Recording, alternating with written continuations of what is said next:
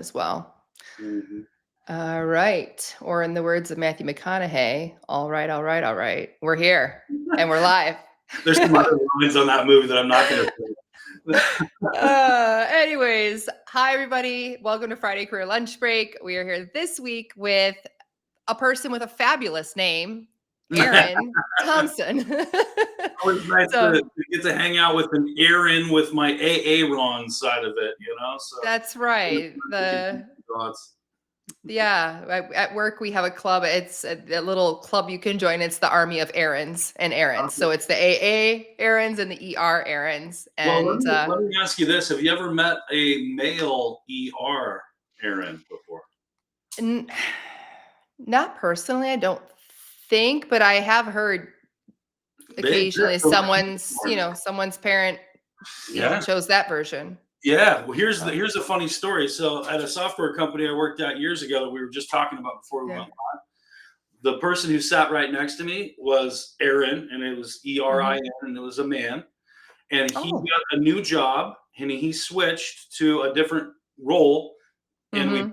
backfilled that position, and we found another Erin male. And Wow. so for the customers, it was confusing as all get out because he literally took over his accounts as a technical account manager. And it was like, wait, did you change your last name or what? What is going on? Yeah. But it was like finding two unicorns. It was great. My whole life I had never met one. And then Yeah. lo and behold, There's got to be some like lottery level odds to that, I know, honestly. seriously, right? You Exactly. wasted your lottery winnings on hiring two Erins with the Erin There spelling. we go. Michelle's chiming in. She's got some thoughts on this. Yeah, I mean, they Oh, exist yeah. out there. What I have still never found is Yeah. a female Aaron. Oh. You know, I've never Well, seen because there's anybody more letters. Who would choose that? right? What a pain. Exactly. Yeah. What a Yeah. pain. All right. Anyways, you can see we've got a lovely character here with us today. My friend Erin Thompson. I knew you, Erin, as the guy with the red pants on LinkedIn for a very long time before we met. And so Yeah. I remember the first time we met, I'm like, I'm meeting the red pants guy. So, uh, what's the deal with the red pants? Like, it's definitely a thing. Yeah, you know, it sort of just became a thing. It wasn't strategy on my part in terms of like Yeah, personal branding or whatever. yeah, But in 2018, I went to the CS 100 conference in Utah, put on by Client Success. Amazing conference, yeah, by the way. Have no vested interest, but just, yeah, phenomenal conference up in Sundance, Utah, up in the mountains, just gorgeous and phenomenal. And I had a 15-minute talk where I thought I was in a competition for innovator of the year. Like I thought my company was, and so I was yeah. up there kind of pitching this innovative idea. And then I come off stage and I find out that I was totally mistaken, that it was just like, we got 15 minutes to go like demo or whatever, but there was no competition. But in preparation for that presentation, I wanted to, do a little peacock. Like as a public speaker, you got like style and substance, and you need those two to intersect. Too much style, no substance, all fluff, Yeah. nothing to it, and too much substance and no style. Now it's just boring and dry. Right. I was trying to find that intersection until I wore these red pants, and the next thing I knew, I was the red pants guy. And so I started kind of leaning into that. It became very valuable at conferences because I can find people. Like when I'm meeting up for cups of coffee and stuff, it's like I'm going to be the guy wearing the red pants. And then in 2022, I'm sitting on the couch in January, like feeling like I've done a lot of public speaking by this point. I need somewhere to kind of put everything. I just want a website. I'm not going to like sell anything, but just a place to like kind of have my repertoire of public speaking. Mm-hmm. And I yelled at my wife. I go to GoDaddy. I'm like, redpants.com. No, it's not taken. So I'm like, honey, what's another word for pants? She's like, try slacks. And so now redslacks.com is where I have all of my public speaking stuff. If this is recorded, I don't know if we are Yeah. recording. If it Yeah, is, we're I'll recording. post a link to it. Okay.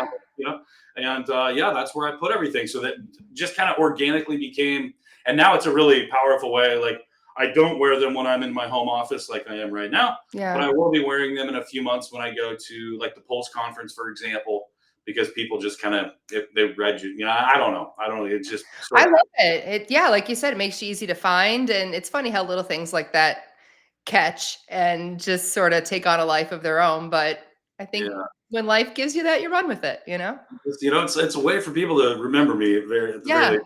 But they do remember me as the red pants guy, so I'm still hoping I can get that URL someday. Well, so I'm excited to have you here today because I think you alluded to a little bit. You've been on stage, you've been pitching things, talking about things that you have had a really successful career in customer success. And, I myself, working in the pivoting space, I have come in contact. I mean, I remember it's like people sort of found customer success like it was this hidden job that no one knew about. And it just became all the rage for a while.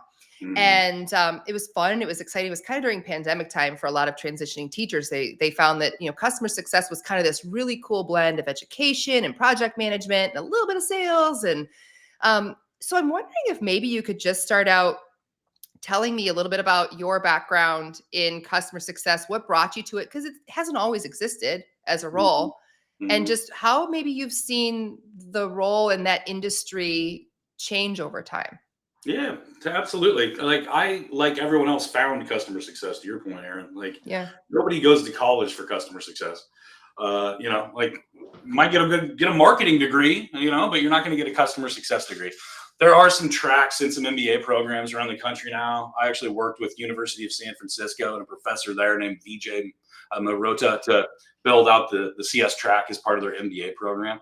So there's a Cool. little bit, but typically we all just kind of stumbled into it. And how I stumbled into it was a whole career of customer facing roles.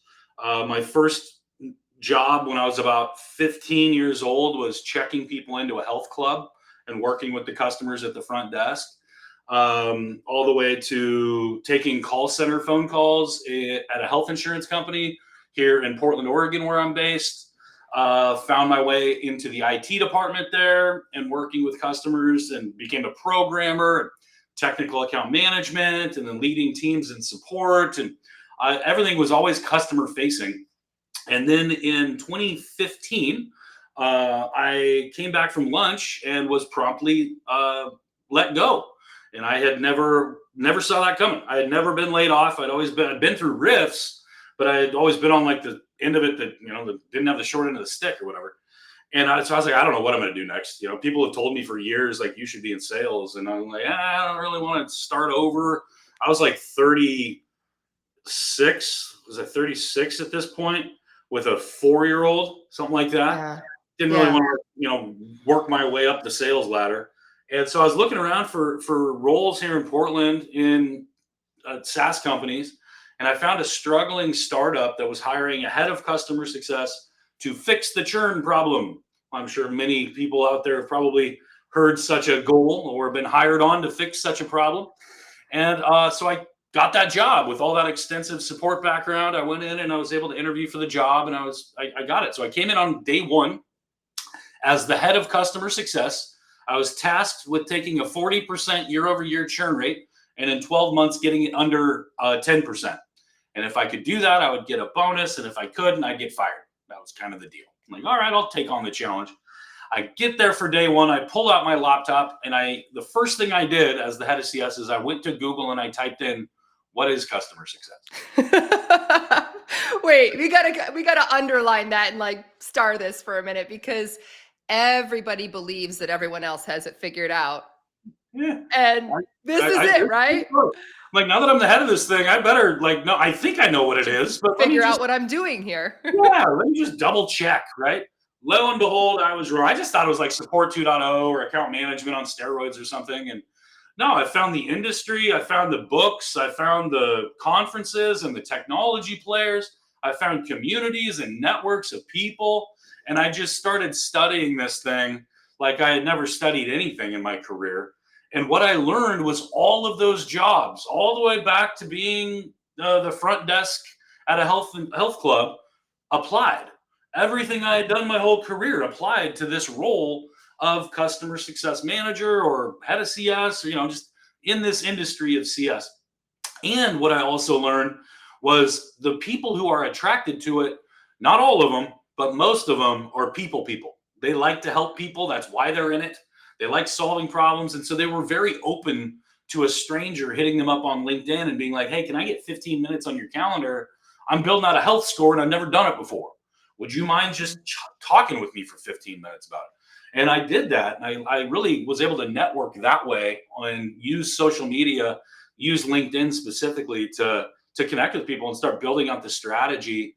And then I implemented it. I had a positive outcome. And at that point, I actually went and founded my own first company, portlandcustomersuccess.com. That's very creative of you. Right? I know. I'm such a brand expert at, obviously the red pants and everything. The red pants have evolved, I would say, a little bit. Yeah. So, yeah. But so I started a consulting company here to help other SaaS companies kind of not find themselves in that same situation as that place where I was hired on. Yeah. And that was where it all started, really, was I fell into it like everybody. Like I said, most people don't have a degree in customer success. There are education. I did 7 years almost at Success Hacker, and their certifications are great. Multiple levels, and helps you break in, helps you even just get something on your resume that says customer success. Sometimes the bots out for that. So frankly, that was kind of how I found it, just through happenstance. But when I learned what it was, I had the big aha that, oh my gosh, everything I've done applies. I've all of a sudden I found my home, really. That's really kind of what it felt like.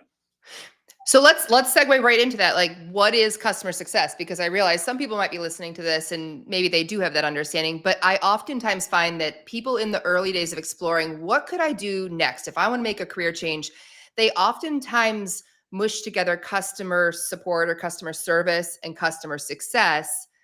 And so I'd love to hear, in your words and experience, what is customer success and what are the pieces or parts that go into it? Yeah, totally. And I'm not plugging anything, but if people do want to go into more detail, redslacks.com, I have videos on there explaining this. And you can plug things, by the way. Feel free to plug.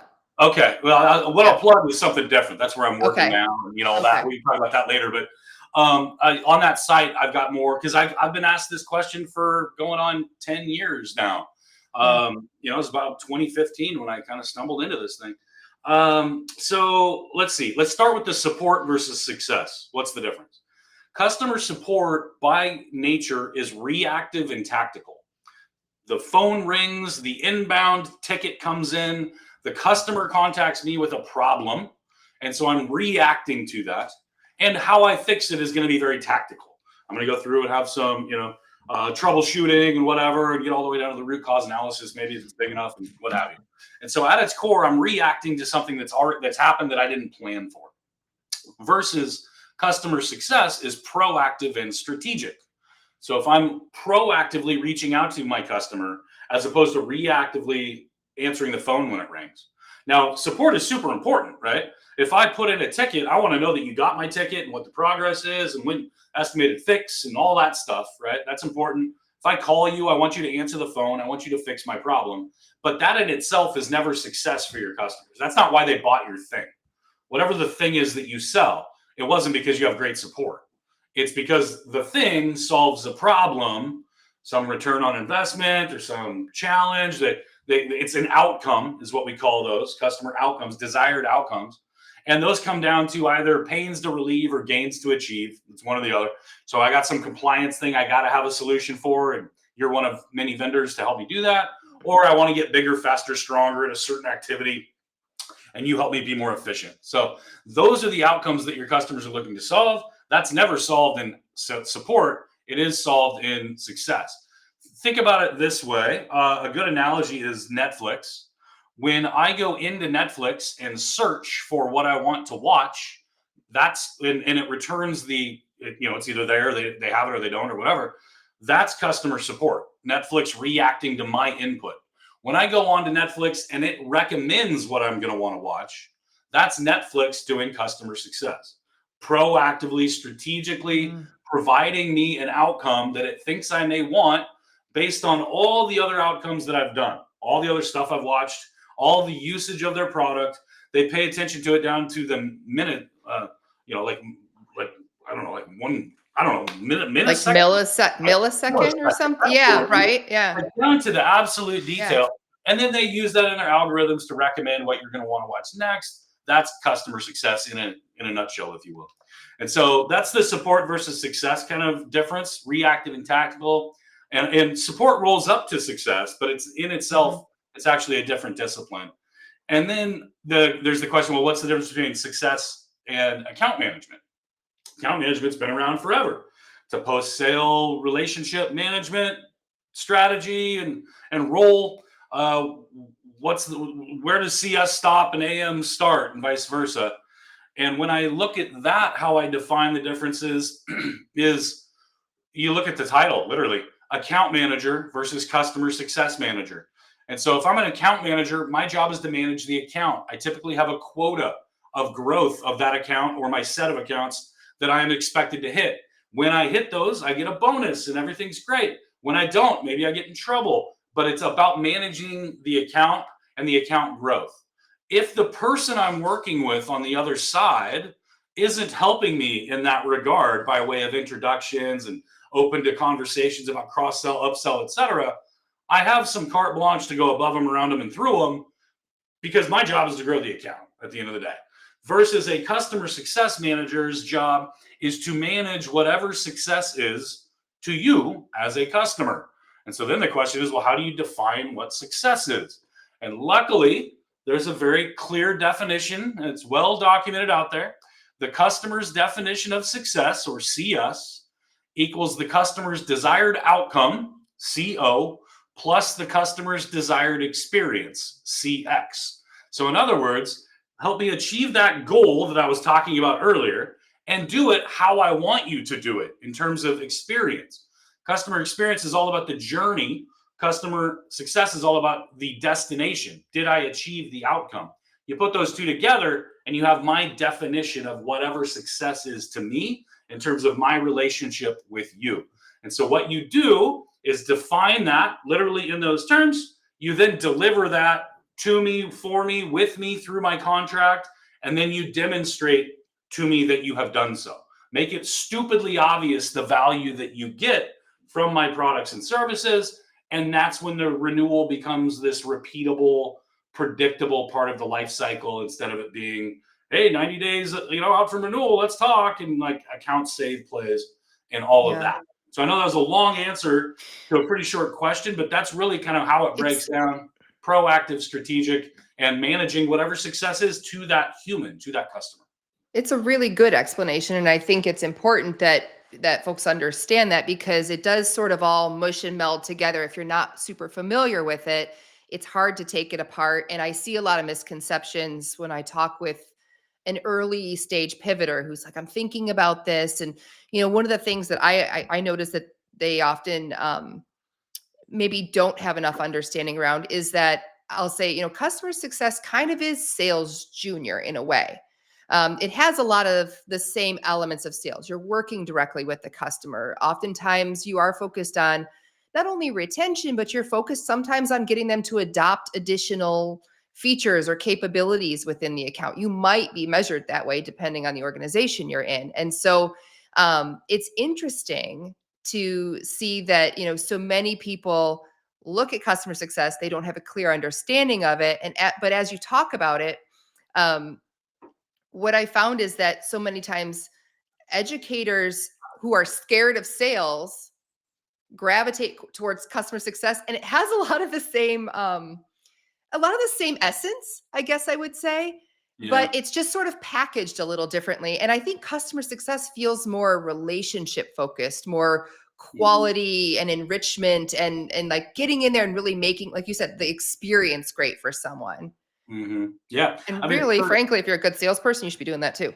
Yeah, exactly. And if it's in the customer's best interest to buy more, buy other things, consume other stuff, buy more seats, whatever your upsell, cross-sell motion looks like in your business based on your product, then that is customer success, right? If I have one problem and you sell me a solution to it and it solves that problem, and now I have another problem, you have a solution for that, it's in my best interest to know it exists. Like, that's not a bad thing to do. Now, where sales becomes a slippery slope is that I don't have that second problem, and you're pushing your solution to this second problem on me when I have never, demonstrated a need or expressed any interest. That's not customer success. That's more of a pushy salesperson. I've had arguments with CS leaders forever about customer success managers, whether they should or should not sell, right? And Hmm. they're like, What do well, you I don't want think? them to tarnish the relationship with the customer, right? I want them to just be focused on retention and renewal and et cetera. And I'm like, Yeah. the problem isn't that they're selling. The problem is that you're selling stuff they don't need. That Mm. doesn't matter if it's the CSM or the account exec. For your brand, that's bad. If you're pushing stuff on people who don't need it and they feel like you're a pushy salesperson, Right. it doesn't matter if it's the CSM or It's the just a AM. bad approach. It's just a bad approach. Exactly. Versus where it is in their best interest to know, that's actually helping me achieve another outcome and another outcome. I used to Yeah. teach a class called outcome based selling. It was all about that. How do you grow accounts while remaining in line with those desired outcomes that the customer has and not being pushy?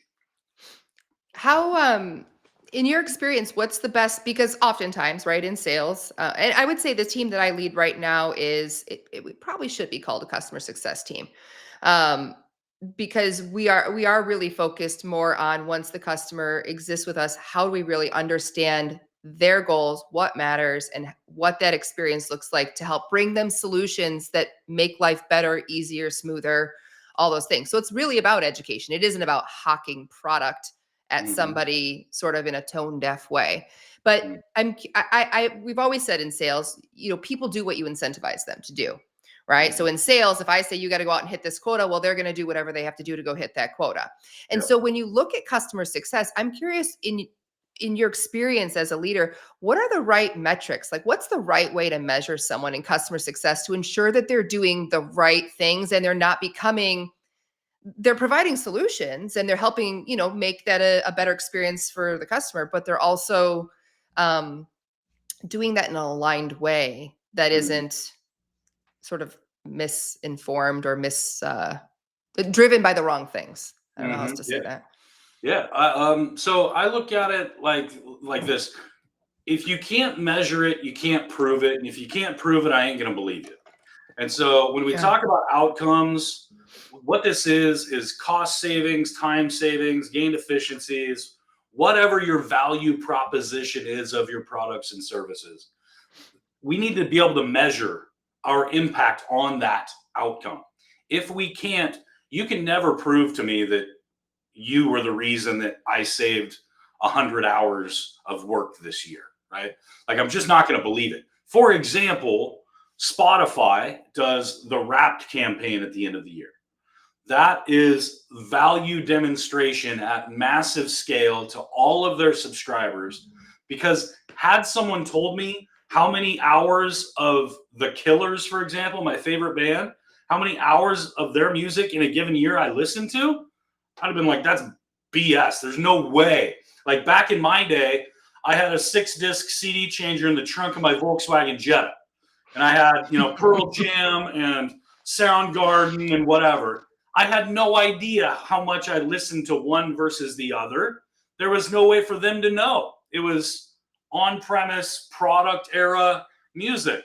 Now we are in the cloud and it's software as a service, essentially. I get music as a service. I don't buy any CDs anymore. I pay Spotify. So Spotify has insight into my usage and they then surface that up in this Wrapped campaign. And that is a business review. That's a value demonstration play done at massive scale. That's what we need to do in the B2B world. We got to make it that stupidly obvious to our customers the value that they're achieving through the use of our products and services. And if we can't do that, we can't expect them to realize that. But that's the first kind of core principle of customer success is make sure that we're documenting that. Again, define what success is, deliver that for me, and then demonstrate that I've achieved it. That last Mhm. one is that's really the core pillars of CS. Then we can get into like expansion and talk about cross sell, upsell. And when I look at how I compensate CSMs, it's very different than what I would do for an AM where they have a quota.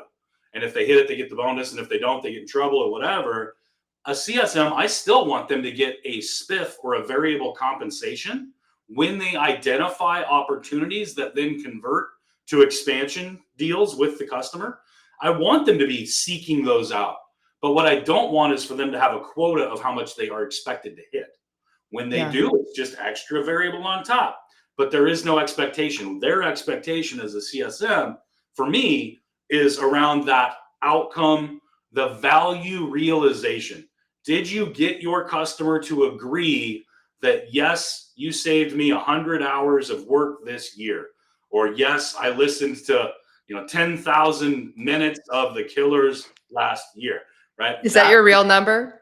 It's something like that. Yeah, I was in the top hopefully of our listeners. It was, you know what's genius about that is, what do I do, right? When I get that and I'm all proud of myself and how big of a Killers fan I am, I go and I post that on my social media. Oh yeah. I've now become an advocate for Spotify because they've demonstrated the value that I got for my $9 a month or whatever it is. I honestly don't even know what the price is because I'll never quit. My wife and I got married in 2021. She's an Apple Music. I'm a Spotify Music. We are a house divided. Here 4 years later after. Nobody's changing.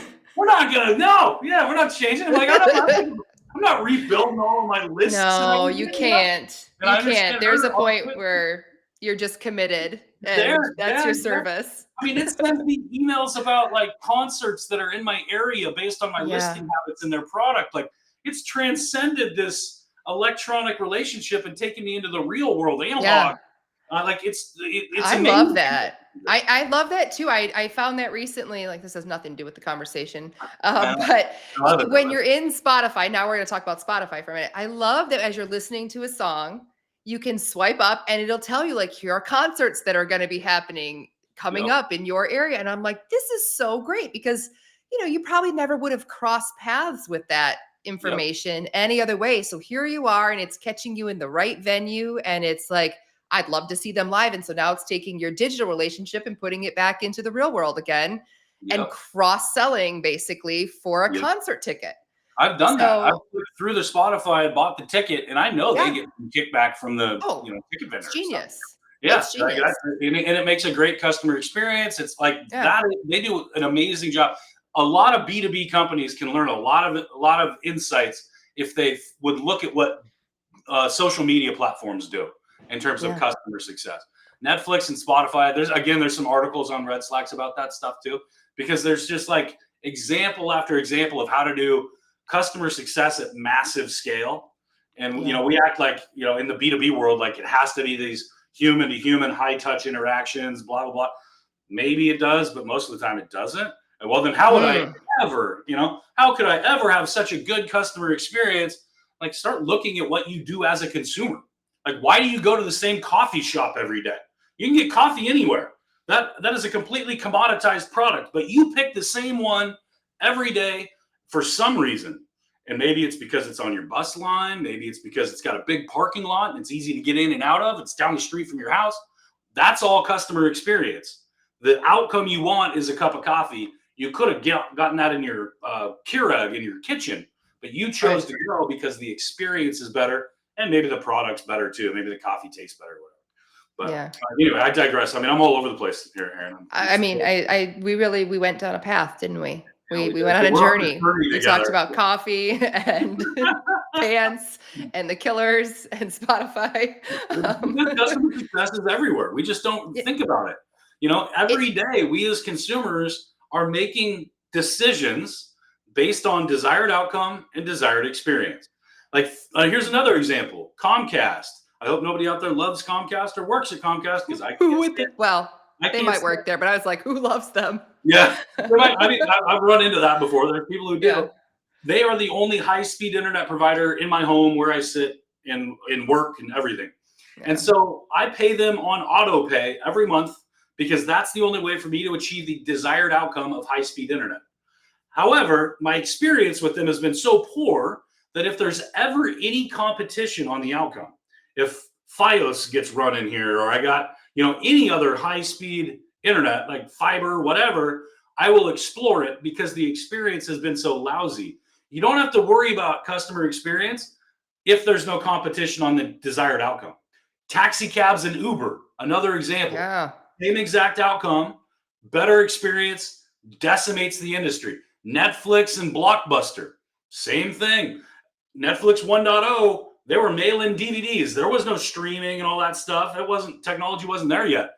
But they improved on the experience by setting up a queue, making it a subscription, not transactional relationship, and really shifting the paradigm of how we watch movies at home just based on the experience. Same exact outcome, same exact technology, just through the mail instead of going to Blockbuster, finding it out of stock, and now I have to just rent something else because, well, we're here anyway.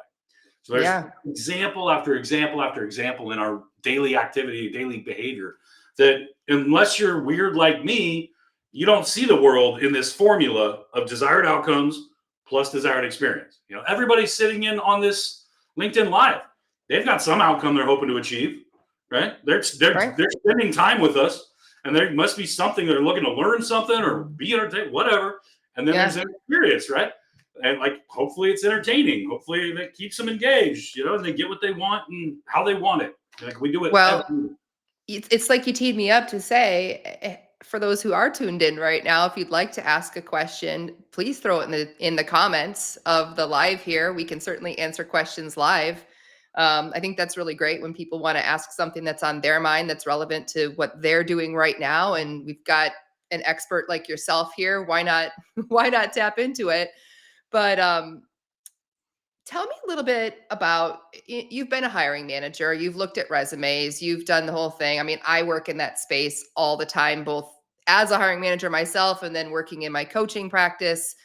You know, people get really hung up on the keywords and the resumes and what do I got to do to be a successful pivoter into customer success, and like just talk to me a little bit about maybe what you've seen as a hiring manager that resonates and works well when you're looking to hire somebody. Yeah, absolutely. First off, I have forever felt like it is harder than it needs to be to get a customer success manager position.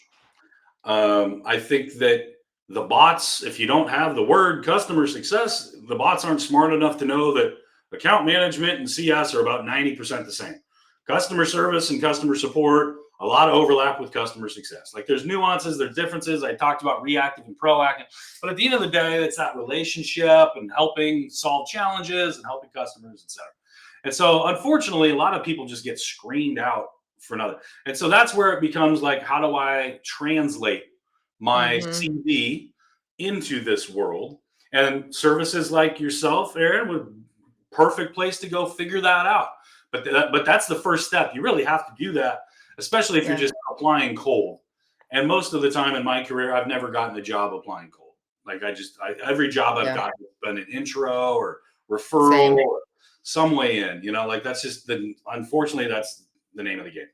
That being that being said, there are some things that you can do to kind of prepare yourself. The whole concept of customer centric mindset, that's obviously huge. Understanding like what it means to be customer centric, what that definition of customer success is, and how you can apply that, and what some of those principles are. Communication style is another one. Understanding how to communicate in an open-ended way, asking open-ended questions, performing active listening, being an effective storyteller. Those are all important aspects of being effective in customer success.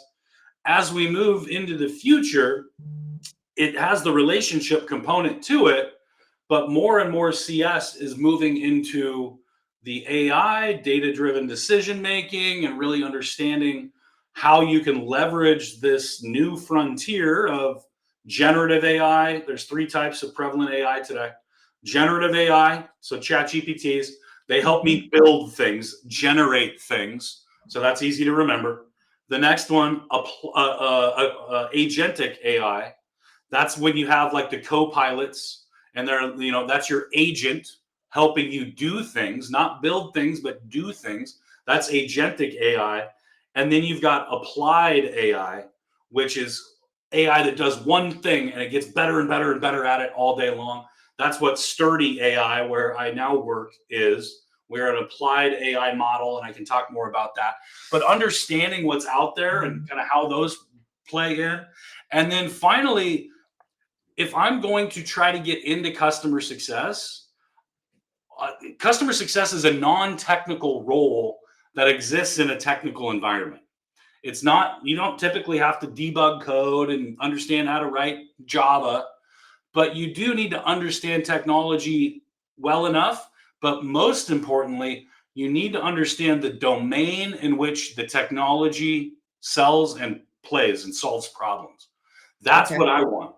If I'm the head of Okay.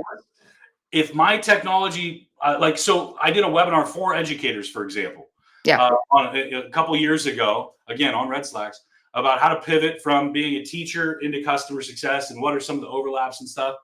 I was like, if I was one of you, what I would do is I would find ed tech companies who sell into education, the education sector, because you've been the customer. You've walked in the shoes. You've felt the pains that the product solves. And so so that's called domain experience.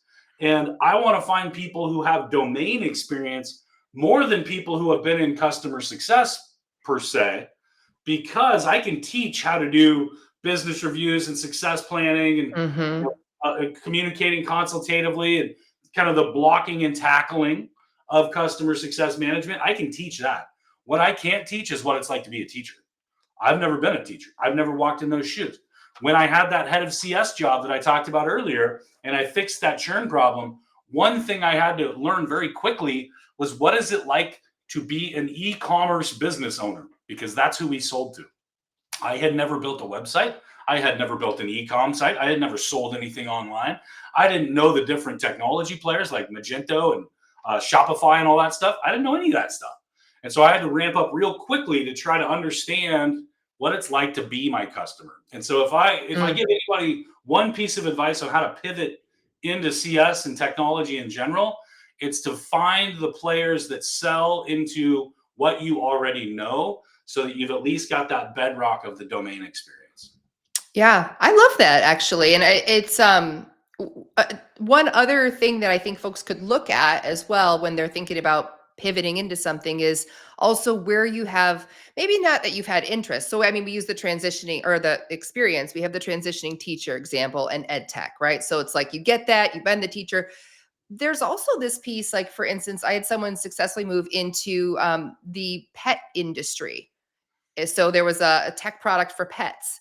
And this Mm-hmm. person was just very passionate about animals and pets. And so they, volunteered with local shelters and they had done a lot in their community to do these things. And so they were just naturally very leaned into and interested in the topic Mm-hmm. of pets and pet care and pet wellness and all of that. And so that parlayed as well. So even for people who are thinking about pivoting, and because with teachers, I'll tell you my thing. I always tell them to think about ed tech, because ed tech, it does make a lot of sense in a lot of ways, but don't limit yourself to Mm-hmm. that. And also ed tech is, there's a lot of startups in ed tech. Ed tech is sells to educational institutions that work on more of a government kind of slowness and cycle, a lot of Mm-hmm. approvals, multi-year contracts. So it can be a little difficult in ed tech to unseat an existing tech, especially because schools are so resource constrained.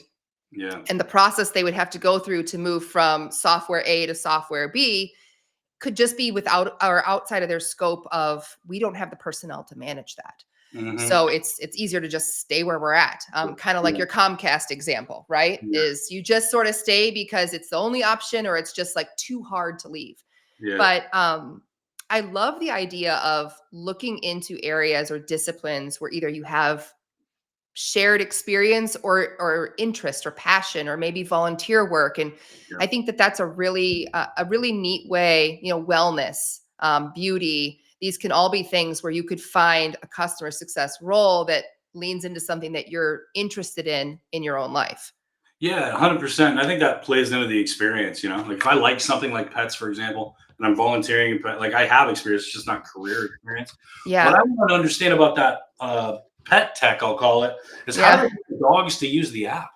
Like, how do I they know, don't because have they don't thumbs. have thumbs. I Yeah, how do know. they possibly, how do they use the app? How is it? I think it's a modified keyboard for just The claws. cat plays the piano. Yeah, Yeah, exactly. cats. Oh my gosh, right? Like back when the internet was good. My sister sent me something the other Uh, day.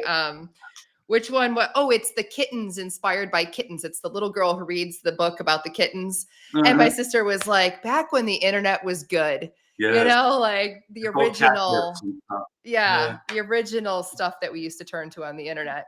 Hey, we have a Oh, question from somebody. I'm going to pop it up here on the screen. This is from Perry.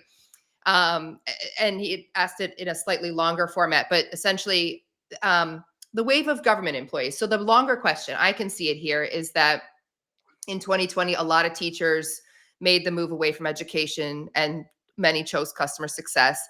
And Perry said, expects the year maybe with government employees this year might be finding themselves looking for different opportunities. What advice would you give them if they stumble across customer success, and how could they maybe make this a possibility for themselves? Same sort of approach I would take in terms of like government is very broad. That could mean a million different things. Yeah. There's probably a more specific thing that you did in government, a more specific customer set that you served as part of your government work. And whatever that was, I'd try to hone in on that, right? And because it's just like government's just so broad, like it's like I don't know, like gov tech, yeah, there's a million different Yeah. places to try to land. But I would really think hard and long about like what were the problems that I solved, who were the constituents that I worked with and worked for, whatever the different role was, and really try to hone in on that because that's your experience. Assuming you liked what you did and you would want to have continued, had you been able to without the chainsaw that's now cutting through our entire government. But that would be my take in terms of like where to go or where to start at least. But and then to your point, Erin, I think like maybe lean in on other areas of interest and experience that you have. Like what else have you gained in terms of experience in your career outside of your government work? Like was there a side hustle or anything like that? Like what are you into? But there, I think government is just too general for me to really like give a specific answer. Yeah. I think it would Yeah. depend on kind of what you were doing in the government that would lend itself to where to go next. Yeah. And I think for anyone listening, it is a little bit of a formula in that way of saying, take inventory of what you've been doing, look for kind of the core themes or maybe the things that I always say lift and shift, right? What's kind of a concept or a knowledge set that you have that might work somewhere else, and whether that comes from your core job, whether that comes from volunteering, whether that comes from like a passion or coaching or something that you're doing, in a for a team, or there could be so many things. I know people who, teach spin classes in addition to their day jobs. So perhaps going into the fitness industry becomes an option because you have sort of this knowledge that you've done there. There's so many things that I think you got to turn over those rocks in your life first and look at what are those core experiences or knowledge sets that I have, and then where could I go to leverage that where that becomes an asset to me? That to me is the biggest thing that many job seekers miss, is understanding what asset you have that works in your favor that helps you stand out. So again, like you said, you Yeah. don't necessarily need somebody who's done CS work before. Hmm. You might be willing to teach them how to do. And in some cases, my dad always said, I'd rather teach you that skill. It's the stuff that you can't teach somebody that I need you to show up with, right? I need you to fundamentally understand what it is to be a customer like this, or to be a teacher, or to be, whatever it may be. Yeah. I can teach you the steps, but I think a lot of people looking to make that move miss the opportunity to take that inventory in their lives and then spend some time really saying, what are the tools that I truly have in my tool set that set me apart from somebody else? Yeah. And then also your network, leaning in, Oh like, yeah, like yeah, that's the most critical way to get a yeah, job, to get that referral, get that intro. yeah, When I got laid off in that story that I told earlier, I thought, oh, it's no big deal. I'll just go to LinkedIn and, I've got a good network. And what I learned was my entire network basically was people who worked at the same company that I just got laid off from. Like I had never networked outside my world mm, bubble. And so when I found customer success and again, I was telling that story of how I reached out to people and people, and they like to help and all that. That was the first time I really networked and started to build a community of people around the world that were doing this same thing, this customer success Mm-hmm. in one way or another, because I was like, I am never going to find myself in a situation like that again, where I don't know where to go because everybody I know is on the boat that I just got kicked off, you know? Right. So I Right. would recommend for anybody out there, like, do that early, do that now, do that before. Don't wait to network when you need a job. And that's what a lot of people do. Like I've done these Yeah. community events here in Portland for years, and when the economy's down, people are coming and it's busy and they want to network and blah blah blah, and then they get a job and they never come back until they're looking for a job again. Like Yeah. you've got to like water that grass, if you will, when you don't need it, so then you can lean into it when you do. Yeah. I will say, yeah, I'll co-sign that one all day long because I do see that where it's almost too reactive. It's too little, too late when you find yourself in the situation that you're trying to now find whatever's next for yourself. And if you want to just get started networking, Yeah, you know, I mean, it, it just it takes takes a, time. takes It a takes long time. time. And I'll Yeah. tell you, you gave that example of people and, you host events and the crowd thins when times are good and people are employed and, it's a little bit more of a candidate's market. I think you tend to not see as many people willing to like roll up their sleeves and come to these things when there really isn't an immediate need. And I mean, you Totally. can see that like life busy, we've got stuff, but I think there's a tremendous strategy to being somebody who continues to show up during those times because the crowd is much thinner. And Yeah. so there's such an opportunity to build relationships. When you've got a room of 500 people or 50 people, which person are you going to be able to pick out of a crowd and see and remember in the future? So when that person calls you up, Erin, and says, "Hey, I'm finding myself in a situation. Who do you know?" They Mhm. were there through the whole time. You know them. They're the whole know, like, trust. You've got a relationship. Yeah. You It's that know, that old adage of put like, deposits into the bank and then you can make withdrawals. Like yeah, if you haven't put things into, like, it's much more difficult yeah, after the fact to be like, oh, I'm gonna go network now. Like I would see people yeah. all the time come to my events and then they'd get a job and I'd never see them again. And then about 18 months later on average, they'd start showing back up again. Yeah, and it's kind of icky, right? Like, I don't know about you, but Mhm. I've run across those people in my career where it's like they're my best friend when they need something. Mhm. And I mean, I'm a nice person and I do try to help, but also that's not something I don't notice. Yeah, And I'm exactly. like, "Oh yeah, okay. It's time for you to need something again." And so I think, picking away when it comes to networking for me, it's something I've taken away from my career is, pick something that's manageable for you. What does Mm, networking mean for you in your life based on life and family and job and all of that? And then show up consistently yeah. because the consistency, it's going to benefit you 10x in the long run. And also, it's just so much more authentic. Yeah. And, you don't look like that vulture kind of swarming around when when the moment hits. It's sort of like going to the gym or working out or something, If Yeah. you can do a little bit over a long period of time, make it a habitual nature, Yeah. you're going to get much greater outcomes than a whole bunch for a short period of Yeah. time. Yeah.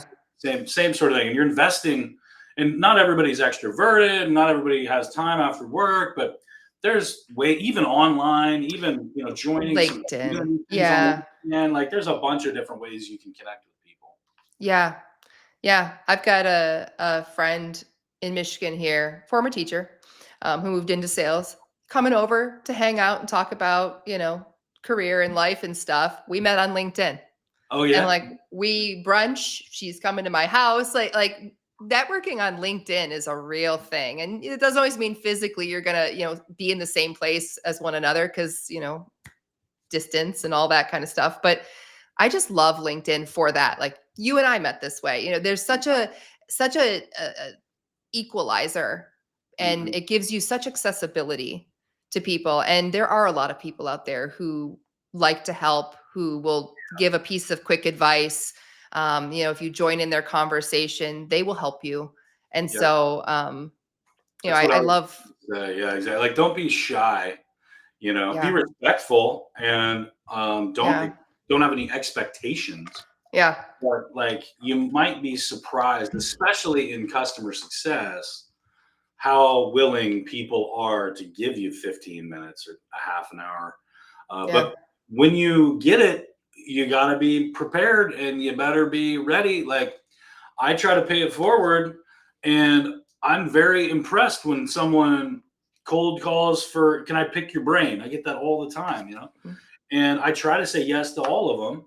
I'm very impressed when someone comes and they're like, I have 3 questions for you. Boom, boom, boom. mm, As opposed yes, to, I get on and they're like, hey, Aaron, I just wanted to meet you. It's great to meet you. I wonder if you'd look at my CV and, look at my profile and my resume and tell me like how to translate it for customers. That's when I start pointing them to you. I'm like, I thank know you. someone who does that, like I don't, Yeah, this is not yeah, I'm doing you a favor to connect and chat, and yeah, I want you to be prepared.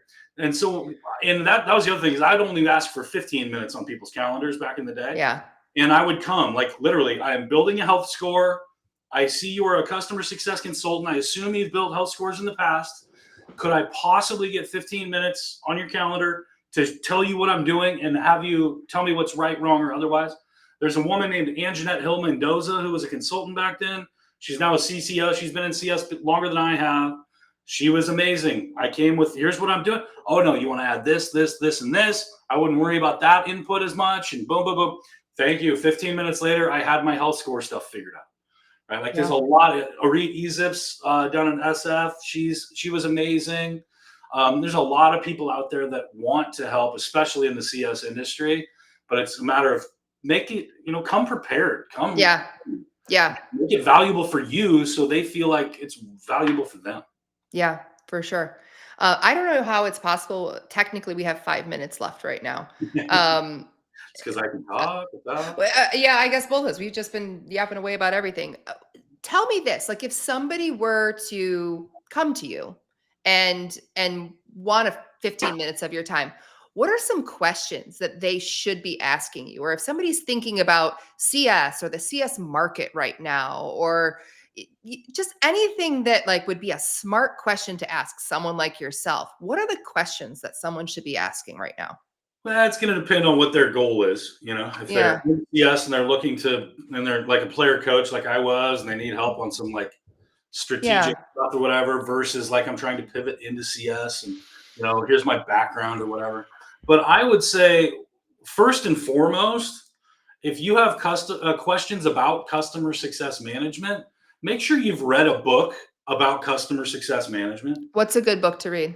The very basic one, the blue one that Meta wrote, Yeah, that's the OG Bible of CS. Like, okay. start there, or at Mm, if you don't want to read, uh, go start hammering ChatGPT and asking it.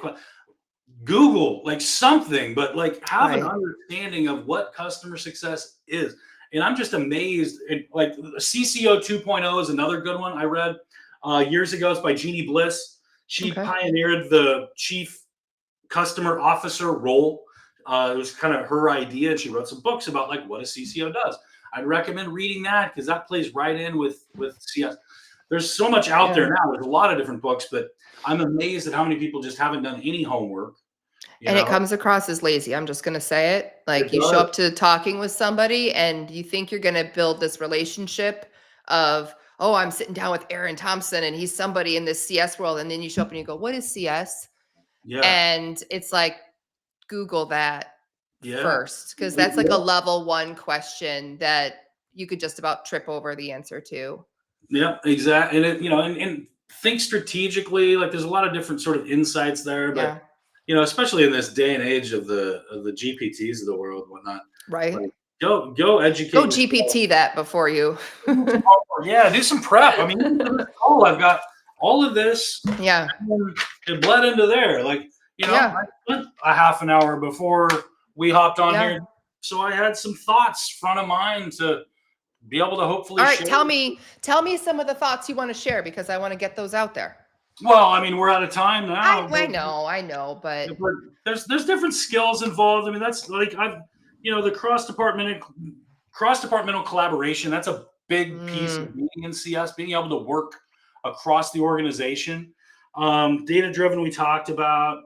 Problem solving, consultative communication, customer centric mindset. We talked about all of that. Yeah. And then even the growth skills, like upsell, cross sell, like that. To your point, that's a lot of CS organizations have that as part of the mandate. And so understanding like what that even means, understanding business at like the 50,000 foot level, like what is demand generation and awareness? What does the marketing world do versus the evaluation and decision-making process of the sales team versus onboarding, implementation, activation, renewal, expansion, all of the CS post-sale AM stuff, advocate plays and in lifecycle marketing, and like what are you going to do to grow your accounts and get new referrals and all of that stuff, GT reviews and all that. Like, how does all of that work? There's a lot out there that you don't need an MBA to just understand kind of like what makes the world go around, Yeah. I don't have an MBA. I ended up with a sociology degree. I was playing basketball in college. I transferred 3 times. I went to school at 5 different schools. I had 4 different majors. Elementary ed was one of them, by the way.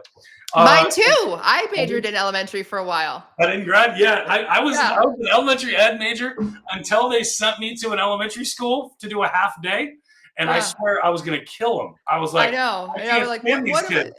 Like in theory versus in practice, like exactly. whoa, wait a minute. This is not... was like, I need a new major. So I transferred school with a psychology major, and I got on site to the new school and said, where do I go sign up for psych? I don't see it. And they're like, we don't offer psychology. I transferred schools, and they didn't even have my major. And I didn't even know it until I was already enrolled and on campus. Oh, Erin, you should have checked that ahead of time. I was on the basketball team. That's all I knew, and that's all I cared about. Long story short, I ended up going to this advisor's office. She's like, tell me about this and this and this. And this is my 4th year of school, but like with all the transfers, I'm like a sophomore quasi junior based on credits. She starts checking off requirements, and she says, if you're willing to take on a sociology degree, I can have you graduate in the spring. And I was like, sign me up. I'm done. So perfect. Love sociology. It all worked out. See, I just stumbled into everything in my life. Customer success. You know what? So does everybody, right? Like what you just ran through, mine's not too different. Like multiple schools, many majors, went to student teach, and I was just like, what? No, not doing that. Went and got a business degree at one point, lost in my career, and thought I should probably get a master's in human resources. Have half of one of those. You're halfway there, though, Erin. You're almost there. And I got the bills to prove it. Yeah. So, well, shoot, I should have booked us for a 2-hour lunch break today because I feel like we could have kept on talking. And love to come back on sometime. Yeah, keep me. All right. Last thing, because I always got to ask, piece of good advice that you give or you've received from somebody. What is it? Piece of good advice that you would give or have received from somebody. So let me think of something prophetic here. I think in the grand scheme of things, to the points that we just made about our own educational and professional journeys, we can't control much. I used to have a mantra, control nothing. Just acknowledge that you can't control it. It's up to the universe, God, whatever, circumstances, luck, whatever. But at the end of the day, and I don't know that that's true. I don't know that you have no control over your success and what happens in life. But fully realize that you don't have as much control as you think you have in life. There are so many other circumstances that come into play that have nothing to do with you and what you've done and whatever. And so I guess that would maybe be one. When I was going through a tough time, when I was laid off and trying to figure out what was next, and then like when I was in my divorce and all that, like hard times in life, I just reminded myself, control nothing. Just let it go. For me, it's God. Let God take care of it, and it will work out. And like Ted Lasso says, it might not work out like you think, but it will work out. And that, I think, is it's provided me reassurance in hard times. Yeah, I love that. And good old Ted Lasso. I mean, who doesn't love Ted Lasso? Yeah, I know. exactly. Be a goldfish. All Be the a goldfish. That's always what and I'm like, heck yeah, harder to do than to say, but time. nonetheless. Exactly. Erin, we didn't really get to talk about Sturdy AI. You want to do like a quick plug about Sturdy? I want to Yeah, make sure. here's what Sturdy does. Again, applied AI, so it's not an agent and it's not a GPT generator. It's you actually don't even have to log into it. It's a middle layer designed. Mhm. And what it does is similar to like you scan all of your emails for malware and phishing attacks and spam and stuff. We do that for revenue threat detection. So we Mm. scan all of your communications of email, support tickets, whatever you want us to scan, and we identify where there are churn risks, where there are upsell and advocate plays, where there are product insights, and there are people and process improvements. And so we do the same kind of thing, except for security. We're doing it for the revenue. I'd love to talk to anybody about it. It's designed for B2B SaaS, but we can really plug into almost any tech stack. And when you've got product usage data in customer success, you've got Yeah. survey scores in customer success. Now you have what we call customer usage data, which is where we're literally just scanning the communications and then surfacing up to the players, systems, teams, whatever, what to do with it. Like, here's a churn risk, here's an expansion opportunity. Amazing. It's a really cool Amazing. technology. It solves a specific set of problems that I Yeah. know exist in the customer success world. That's why I made the move over to Sturdy the second week of the year, was because the value proposition is real, the technology is legit, and we just raised our Series A. So we announced that on Tuesday of this week, and so now we're ready to go to market full Congrats. and excited Yeah. about the future. Yeah, really excited about Amazing. Amazing. Yeah. Lots of exciting times ahead for you guys then. And it. Yeah, it should all be a right. great year, 25. So people can find you on redslacks.com. They can also find you on LinkedIn, of course. Please, if you're not connected with Erin, do so. Great person to follow and learn from. And thank you for everything that you give back to the community. I know you've done just a ton to influence the customer success space. And it's been a pleasure to have you here. It's been a pleasure to be on. Thank you so much. Again, like I said, happy to come back sometime. We can continue the conversation. Yeah, I think so. We're gonna have to pick up where we left off, which I is love it. yeah. All right. All right. Thanks, everybody. We'll Thanks, see you Greg. next Friday.